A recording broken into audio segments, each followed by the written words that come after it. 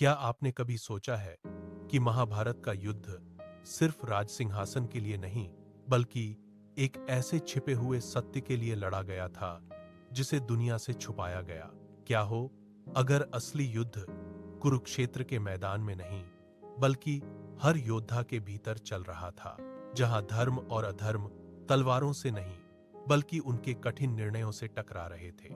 यह संघर्ष केवल भूमि का नहीं, बल्कि आत्मा के गहरे द्वंद्व का था। क्या हो अगर इस पूरी कहानी में कोई भी पूरी तरह सही नहीं था और कोई भी पूरी तरह गलत नहीं।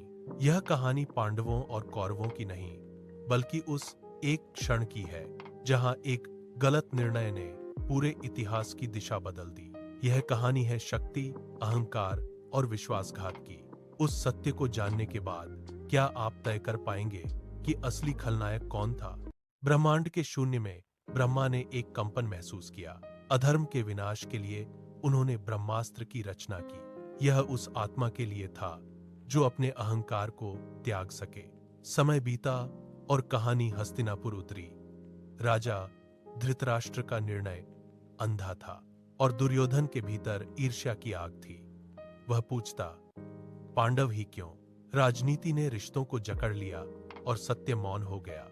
अधर्म ने लाक्षागृह का जाल बुना, महल अग्नि में घिरा। सबको लगा पांडव समाप्त हो गए, पर नियति ने हस्तक्षेप किया। विदुर के संकेत से पांडव जीवित बच निकले और वन उनका नया आश्रय बना। अंधकार के बीच अर्जुन का परिवर्तन शुरू हुआ। वह केवल योद्धा नहीं, बल्कि ब्रह्मास्त्र का पात्र बन रहा था। असली शक्ति अस्त्र में नहीं, उसे चलाने वाले के धर्म में होती है। लाक्षागृह की राख में एक भ्रम जीवित था। हस्तिनापुर में झूठा शोक था और दुर्योधन के चेहरे पर संतोष। घने वन के अंधकार में पांडव अब राजकुमार नहीं, संघर्षी थे। कुंती की आंखों में संकल्प था कि अब कोई गलती नहीं होगी। वन उन्हें धैर्य और मौन सिखा रहा था। जब सब थक जाते, अर्जुन अभ्यास करता। एक रात एक वृद्ध ने पूछा, तुम क्या खोज रहे हो? अर्जुन बोला, सत्य। वृद्ध मुस्कुराए, सत्य तुम्हें तोड़ेगा भी और बनाएगा भी। अब अर्जुन भय को जीत रहा था। भीम ने हिडिंब को हराकर अपनी शक्ति सिद्ध की। उधर दुर्योधन के मन में डर पनपने लगा। नियति उन्हें द्रौपदी की ओर ले जा रही थी। तूफान से पहले की यह शांति खतरनाक थी। पांडव अब पंचाल पहुंचे। यह राजा द्रुपद की पुत्री द्रौपदी का स्वयंवर था। वह राजकुमारी जिसका जन्म यज्ञ की अग्नि से हुआ था और जिसकी आंखें नियति लिख रही थीं। चुनौती कठिन थी, जल में प्रतिबिंब देखकर घूमते लक्ष्य को भेदना। जब कर्ण आगे बढ़ा तो द्रौपदी की आवाज गूंजी, मैं सूतपुत्र से विवाह नहीं करूंगी। यह अपमान इतिहास की धारा बदल देगा। तभी एक ब्राह्मण वेशधारी अर्जुन आगे बढ़ा। उसने बिना किसी संघर्ष के भारी धनुष उठाया, जल में देखा और एक ही तीर से लक्ष्य भेद दिया। पूरी सभा स्तब्ध थी। द्रौपदी ने उस अज्ञात ब्राह्मण के गले में वरमाला डाल दी, पर कुंती के एक अनजाने वचन ने द्रौपदी को पांचों पांडवों की पत्नी बना दिया। हस्तिनापुर में दुर्योधन की जलन अब आग बन चुकी थी। यह केवल विवाह नहीं, महायुद्ध का शंखनाद था। पांडव अब छिपे हुए नहीं थे। उनकी शक्ति और द्रौपदी का साथ देख हस्तिनापुर में चिंता छा गई। धृतराष्ट्र भयभीत थे और दुर्योधन अशांत। उन्हें खांडवप्रस्थ की बंजर भूमि दी गई, पर कृष्ण के मार्गदर्शन में पांडवों ने शून्य से सृजन किया। वन कटे, महल उठे और जन्म हुआ वैभवशाली इंद्रप्रस्थ का, जहां धर्म और न्याय का शासन था। दुर्योधन इंद्रप्रस्थ पहुंचा। मय सभा के जादुई फर्श ने उसे भ्रमित कर दिया। वह जल को थल समझकर गिर पड़ा। गूंजती हंसी ने उसके भीतर ईर्ष्या की आग को क्रोध में बदल दिया।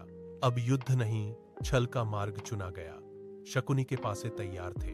युधिष्ठिर को खेल का आमंत्रण मिला, एक ऐसा खेल जो इतिहास की दिशा और पांडवों का भाग्य बदलने वाला था। हस्तिनापुर की सभा में शांति भारी थी। शकुनी के पास साधारण पासे नहीं, बल्कि इच्छा से गिरने वाले पासे थे। युधिष्ठिर धर्म के जाल में बंध कर जुआ खेलने लगे। एक एक कर स्वर्ण, राज्य और अपने भाइयों को हारते गए। अंत में उन्होंने स्वयं को भी दांव पर लगा दिया और हार गए। दुर्योधन ने अंतिम दांव मांगा, द्रौपदी पासे गिरे और मर्यादा टूट गई। दुशासन द्रौपदी को घसीटते हुए सभा में लाया। अपमानित द्रौपदी ने भीष्म और द्रोण से पूछा, यह कैसा धर्म है जहां एक पति स्वयं को हारने के बाद पत्नी को दांव पर लगाता है? पर पूरी सभा मौन रही। जब दुशासन ने वस्त्र खींचना शुरू किया, द्रौपदी ने कृष्ण को पुकारा। चमत्कार हुआ, वस्त्र अंतहीन हो गए। अपमान की यह अग्नि अब शांत नहीं होगी। द्रौपदी की प्रतिज्ञा ने कुरुक्षेत्र के महाविनाश की नींव रख दी थी। अब युद्ध अनिवार्य था। अग्नि, सभा का अपमान पांडवों के भीतर उतर गया। दुर्योधन के अंतिम दांव ने उन्हें 12 वर्ष के वनवास में धकेल दिया। युधिष्ठिर के स्वभाव ने उन्हें फिर हार की ओर मोड़ दिया। बिना रथ और सेना के 5 भाई और द्रौपदी वन की ओर चल पड़े। पीछे वैभव छूटा, आगे कठोर दंड था। भीम की आंखों में प्रतिशोध की आग थी और द्रौपदी का मौन भारी था। भीम ने तुरंत आक्रमण करना चाहा, पर अर्जुन ने उसे रोका। अर्जुन जानता था कि भीष्म और द्रोण जैसे योद्धाओं को हराना आसान नहीं है। उन्हें असाधारण शक्तियों की आवश्यकता थी। अर्जुन ने तप का मार्ग चुना। वह वन के गहरे हिस्सों में चला गया। अब हर दिन एक तैयारी थी। जब एक मनुष्य दिव्य शक्ति को छूता है तो परिणाम असाधारण होता है। कुरुक्षेत्र के युद्ध से पहले अर्जुन ने सब कुछ पीछे छोड़ दिया। यह अकेलापन भय का नहीं, निर्णय का था। वह दिव्य शक्ति की खोज में हिमालय की ओर बढ़ चला। कठोर तपस्या शुरू हुई। अर्जुन ने भोजन और नींद त्याग दी। इंद्र ने ब्राह्मण बनकर परीक्षा ली, पर अर्जुन का लक्ष्य स्थिर था। तब इंद्र ने उसे महादेव को प्रसन्न करने का मार्ग दिखाया। तभी एक शिकारी प्रकट हुआ। दोनों के बीच भीषण युद्ध हुआ। जब अर्जुन के सारे अस्त्र विफल हो गए, तब उसने समर्पण किया। शिकारी के रूप में स्वयं महादेव प्रकट हुए और पाशुपतास्त्र प्रदान किया। अब अर्जुन केवल योद्धा नहीं, नियति का माध्यम था। उसकी आंखों में शांति थी और भीतर एक तूफान। समय बदलने वाला था, क्योंकि अब युद्धभूमि पर देवता और मनुष्य साथ होंगे।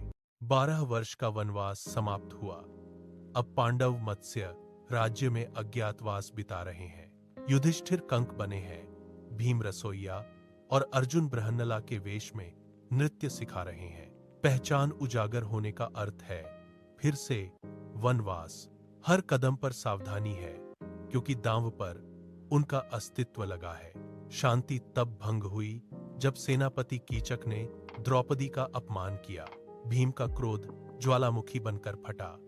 अंधेरी रात में भीम ने कीचक का अंत कर दिया। इस घटना ने हस्तिनापुर तक हलचल मचा दी। दुर्योधन को संदेह हुआ कि मत्स्य राज्य में पांडव ही छिपे हैं। कौरवों ने आक्रमण किया। राजकुमार उत्तर घबराए। तब बृहन्नला ने रथ संभाला।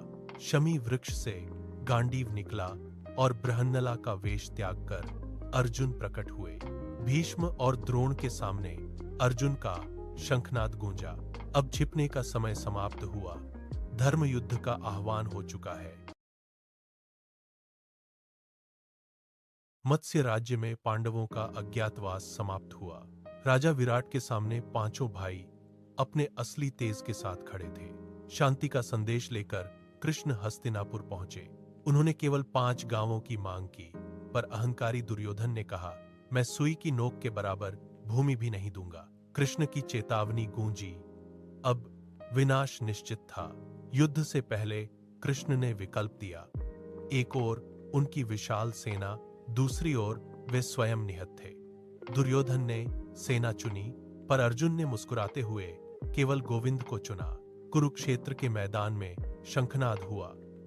रथ सज चुके थे। अर्जुन के सारथी स्वयं कृष्ण बने। कल का सूर्योदय इतिहास का सबसे भीषण अध्याय लिखने वाला था। कुरुक्षेत्र की भूमि पर सुबह हो चुकी है। कौरव पक्ष में भीष्म नेतृत्व कर रहे हैं, जबकि पांडव पक्ष में युधिष्ठिर व्यवस्था बनाए रखते हैं। कृष्ण रथ को दोनों सेनाओं के बीच ले जाते हैं। अपनों को सामने देख अर्जुन का धनुष गिर जाता है। वह कांपते स्वर में कहता है, मैं यह युद्ध नहीं लड़ सकता, मुझे विजय नहीं चाहिए। कृष्ण उसे कर्म का मार्ग दिखाते हैं। अर्जुन फिर से धनुष उठाता है। भीष्म के शंखनाद के साथ भीषण युद्ध छिड़ जाता है। भीम की गदा और अर्जुन के बाणों से मैदान गूंज उठता है। शाम होते ही युद्ध रुकता है। दोनों पक्ष अपने शिविरों में लौटते हैं। नुकसान भारी है और यह तो बस एक विनाशकारी शुरुआत है। कुरुक्षेत्र की सुबह धूल और बेचैनी से भरी थी। भीष्म रथ पर अडिग थे, जबकि पांडव सेना में युधिष्ठिर सबको संयम रखने का निर्देश दे रहे थे। युद्ध शुरू होते ही भीष्म के तीरों ने तबाही मचा दी। भीम ने गदा से रास्ता बनाया, पर अर्जुन अपने पितामह पर प्रहार करने में हिचकिचा रहे थे। कृष्ण यह सब देख रहे थे। कृष्ण के सुझाव पर शिखंडी को आगे किया गया। भीष्म ने अपनी प्रतिज्ञा के कारण अस्त्र त्याग दिए। कृष्ण के संकेत पर अर्जुन ने भारी मन से तीरों की वर्षा कर दी। पितामह का शरीर तीरों से ढक गया और वह रथ से गिर पड़े, पर भूमि को नहीं छुआ।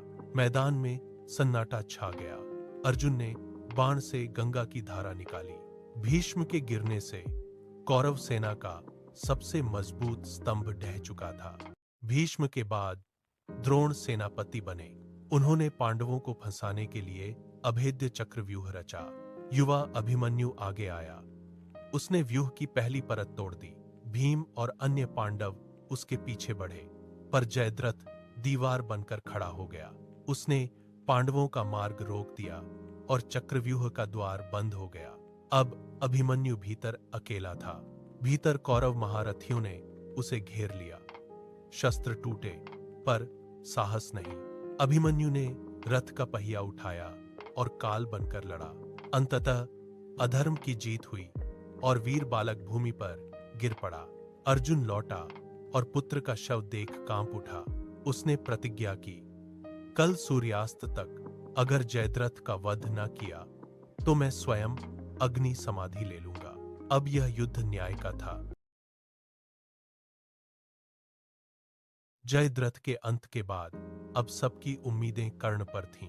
कुरुक्षेत्र में कर्ण और अर्जुन आमने सामने आए। अर्जुन ने संकोच त्याग कर प्रहार किया और कर्ण का अंत हुआ। कौरव सेना की रीढ़ टूट चुकी थी। दुर्योधन जलाशय में जा छिपा, जहां भीम ने उसे ढूंढ निकाला। भीषण गदा युद्ध के अंत में भीम ने नियम तोड़कर दुर्योधन की जांघ पर वार किया, पर युद्ध अभी बाकी था। अश्वत्थामा ने रात के अंधेरे में हमला किया। सुबह जीत का जश्न मातम में बदल गया। पांडव टूट चुके थे, पर द्रौपदी ने और रक्तपात रोक दिया। कुरुक्षेत्र शांत था, पर यह जीत खाली थी। याद रखिए, युद्ध में कोई नहीं जीतता, केवल धर्म ही सत्य है। ऐसी ही पौराणिक रहस्यों के लिए चैनल को सब्सक्राइब करें।